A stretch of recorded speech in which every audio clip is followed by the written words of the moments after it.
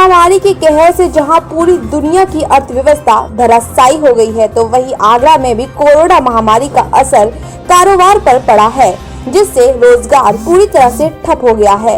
इन 21 दिन के लॉकडाउन में अभिभावक एक तरफ स्वास्थ्य की चिंता कर रहे हैं, तो वहीं कारोबार ठप होने की भी चिंता सताई जा रही है। इस बीच अपने नौनिहालों की भविष्य की भी चिंता उन्हें कहीं न कहीं खाई जा रही है।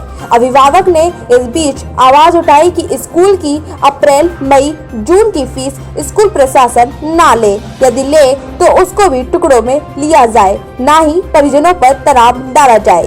इस बीच अप्सा अध्यक्ष डॉक्टर सुशील गुप्ता ने राहत भरी बात अभिभावकों के लिए कही। Doctor Sushil Gupta, president association of progressive school. Sir, जैसे कि लॉकडाउन चल रहा है, अभिभावकों का कहना है कि फीस जो है मई जून की ना ली जाए, और क्योंकि लॉकडाउन में घर बैठे हुए हैं, आप लोग क्या कहना चाहते हैं? देखिए सलोनी जी, मेरा ये कहना है कि अगर कोई अभिभावक 1000 रुपये अगर फ़ीस देता है तो उसमें से करीब 600 से लेके 650 रुपये हम लोग तनख्वाह में दे देते हैं। उसमें नॉन टीचिंग की भी तनख्वाह आती है, उसमें टीचिंग की भी तनख्वाह आती है, प्लस बाकी जो रुपए बचते हैं उसमें सब बिजली का, पानी का और खर्चे उसमें सब रहते हैं। अगर हम फीस नहीं लेंगे तो कहाँ से हम उनको सैलरी देंगे, और सैलरी देना बहुत ज़्यादा ज़रूरी है, क्योंकि उसमें ड्राइवर भी आते हैं, कंडक्टर्स भी आते हैं, उसमें सारा नॉन टीचिंग स्टाफ भी आता है। लेकिन हम समझ रहे हैं, और इस समय कोरोना की वजह से जो लोगों के लिए परेशानी है उसके लिए भी हमने सब समझ के हमने ये तय किया है कि अप्रैल, मई और जून में जो भी फ़ीस होगी वो जिस समय अभिभावक जिस तरह से चाहेगा अपनी सहूलियत से दे सकता है। हम उस पर कोई विलम्ब शुल्क भी नहीं लेंगे, कोई लेट फाइन भी नहीं लेंगे, और हम उसको प्रेशराइज़ भी नहीं करेंगे, क्योंकि हम समझते हैं कि इस समय सबको परेशानी है। लेकिन उसके साथ साथ ये भी हमें देखना पड़ेगा कि अगर मान लीजिए कोई टीचर है या कोई नॉन टीचिंग स्टाफ है, अगर हम उनको तनख्वाह नहीं देंगे तो उनके परिवार कैसे चलेंगे। उसके साथ साथ हमने ये भी कहा है कि अगर रिज़र्व फंड है तो हम लोग उसमें से थोड़े से तनख्वाह दे देंगे उनको, लेकिन फिर भी फ़ीस तो लेनी पड़ेगी। रहा सवाल पढ़ाई का, तो पढ़ाई में तो वैसे भी आप समझ लीजिए कि 5-6 अप्रैल से तो स्कूल खुलते थे। हो सकता है, हम लोग चाहते भी यही हैं कि 14 अप्रैल से स्कूल खुल जाएं, तो मुझे पूरी उम्मीद है। और इसकी जो समर वेकेशंस हैं, विंटर वेकेशंस हैं और छुट्टियां जो हैं उनको भी हम लोग काटेंगे, और उसके साथ साथ उस पर पढ़ाई पे पूरे तरीके से ध्यान देंगे। लेकिन कुछ लोगों का ये कहना है कि जैसे बस है, बस का किराया ना लें, उसकी फीस अभी तक, क्योंकि अभी छुट्टियों में कभी बस नहीं चल रही होंगी। देखिए, पहली बात तो ये हाँ हम लोग वही कह रहे हैं। अब जहाँ तक बस के परमिट का सवाल है, इंश्योरेंस का सवाल है, ड्राइवर और कंडक्टर की तनख्वाह का सवाल है, तो वो तो सब वहीं की वहीं है, उसका खर्चा तो वहीं की वहीं है। लेकिन सिर्फ एक CNG का खर्चा बच रहा है। तो मुझे पूरी उम्मीद है कि जब स्कूल खुलेंगे तो हम लोग सब बैठेंगे और इस बात से तय करेंगे, और कोशिश यही करी जाएगी कि हम इसमें कि जितना ज़्यादा से ज़्यादा अभिभावकों को सहूलियत दे सकें, चाहे वो पेमेंट कम करने में, चाहे बस के किराया कम करने में, चाहे वो जिस टुकड़ों में लेने में।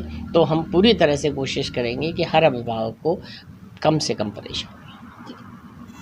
मेरा नाम बंटी ग्रोवर, सामाजिक कार्यकर्ता। बंटी जी, जैसे कि अभी लॉकडाउन चल रहा है, अभिभावकों की समस्या ये है कि वो फीस कैसे जमा करें। आप एक अभिभावक हैं तो क्या सोचते हैं, ये बताइए अपने विचार से। वाकई में एक ये ज्वलंत मुद्दा है। कोरोना की वजह से जो मध्यम क्लास का जो व्यापारी वर्ग है उसकी आगे सबसे ज़्यादा प्रॉब्लम ये आई है अपने आप को सर्वाइव करने की, क्योंकि इस वक्त जो भी व्यापारी जिसको उन्होंने उधारी लेनी है तो वहाँ से 1 रुपया भी नहीं मिला है। जिन्होंने पहले के भी चेक काट रखे थे, पोस्ट डेटेड चेक थे, वो सारे के सारे चेक लिए अच्छे परिवारों के होने के बाद, अच्छे व्यापारी के होने के बाद उन्होंने कैश विड्रॉ अपनी सेफ्टी साइड दे के कैश विड्रॉ कर लिया है। मैक्सिमम सभी व्यापारियों के चेक बाउंस हो रहे हैं। अब जो मध्यम क्लास का व्यापारी वर्ग है उसके लिए सबसे बड़ी क्या है कि भाई जो उनके साथ जो कर्मचारी जुड़ा हुआ है वो भाई जो सालों से जुड़ा हुआ, तो उसके परिवार का भी भरण पोषण की जिम्मेदारी उनकी है। तो भाई रूखी खाएगा सूखी खाएगा, लेकिन कर्मचारी का भी हित देखना है।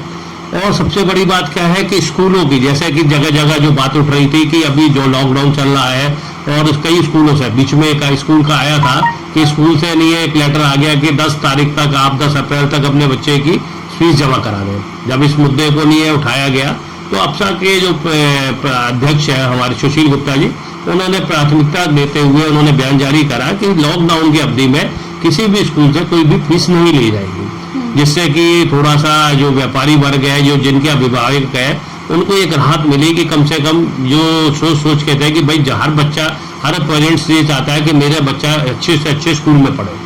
तो जो उसके लिए एक चिंता ये थी कि अभी तो उससे अपने राशन पानी की चिंता थी कि जिस लॉकडाउन में किस तरह से होगा। और आप देख रहे हैं कि आगरा में इस वक्त जिस तरह की पोजीशन बनती जा रही है, तो लोग अपनी लापरवाही से आगरा की समस्या को और ज्वलंत करते जा रहे हैं।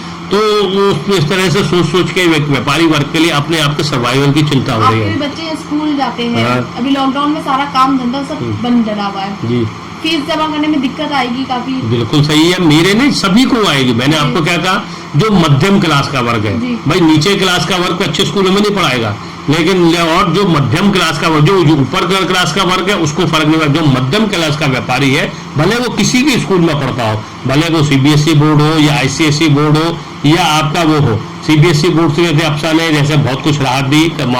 आगरा के नगर प्रमुख ने भी व्यापारियों की या आगरा के लोगों की तरफ से एक लेटर यहाँ के जिलाधिकारी को लिखा कि इस तरह से स्कूल की फीस के लिए कोई भी दबाव नहीं बनाया जाए, जिसके जिलाधिकारी महोदय ने भी लिखा अगर स्वच्छता से अगर अपनी मर्जी से कोई अगर पेरेंट्स फीस जमा करता है तो आप करने दीजिए, लेकिन उसके लिए आप अननेसेसरी किसी पर दबाव नहीं बनाएंगे। आप लोग अभिभावक है, आपकी क्या मांग है, आप क्या कहना चाहते हैं ये बताइए कि फीस ना ली जाए या इंस्टॉलमेंट में ली जाए, किस तरीके से क्या? भाई हमारी जैसे एक चर्चा चल रही थी, हमारा ये था कि स्कूल भी जो बना हुआ उसका भी ढांचा, भाई कोई भी इतना बड़ा ढांचा बनाता है तो अपना पैसा नहीं बैंकों से फाइनेंस कराता, सबके अपने खर्चे होते हैं। तो अभी जैसे 3 महीने की बात हो रही है, जैसे प्रदेश सरकार और केंद्रीय सरकार 3 महीने की बात सोच के चल रहा है कि 3 महीने जून तक का लिए। भाई कोरोना के सुधरने के बाद जैसे वो 14 तारीख को है, आगे क्या होगा वो तो बात की बात है, लेकिन अभी माननीय प्रधानमंत्री जी ने 14 तारीख के लिए तो लॉकडाउन घोषित किया है। 14 के बाद इस वक्त सबसे बड़ी समस्या जो है, जो भी जमा पूंजी या कहीं से पैदा आता है, सबसे पहले अपने व्यापार की तरफ चिंता है कि उसको कैसे व्यापार को आगे चलाया जाए जिससे कि रोजी रोटी चले। अब अगर फीस का दबाव होगा तो बच्चे के भविष्य के लिए वो आदमी व्यापार का न देखते हुए पहले बच्चों के फीस को सिक्योर करेगा। तो जो व्यापारी आदमी है, अगर ये टीम स्कूल, हमारा तो निवेदन है, हमारी मांग नहीं है, क्योंकि निवेदन जिसके स्कूल में बच्चे पढ़ते हैं वो निवेदन ही कर सकता है।